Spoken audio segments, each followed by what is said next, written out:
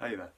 On my last video I promised that I would get the VF23 off my car, the one that just failed, just to open them up and do a comparison with the hybrid so you can see how they differ. So what I've done that now, and let's just see how that comes out. It's a short video for you. Right, so I've got the two turbos apart. We've got the original VF23, which unfortunately has failed on me.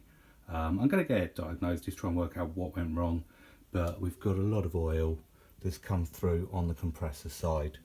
You can see it into the housing as well. Unfortunately that means that she just doesn't have any spin left in her. So this is the replacement. This is the VF23 hybrid. Obviously new turbo is going to spin. I've been comparing the differences today. I've had the calipers out. So we've got a 1mm wider compressor blade, and it's also 1mm deeper as well. So in terms of the front of the turbos, that's the only real difference. Housings are the same. This looks like it might have been machined a little bit, and as mentioned, that one there is just the original how it was.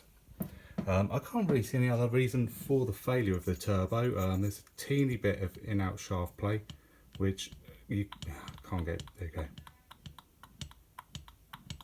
Just hear it clicking there. I've just turned the turbos round now. Just wanted to show you the only other difference now. Now this wasn't something that came with the hybrid turbo, but what I have done is I've had that wastegate ported out.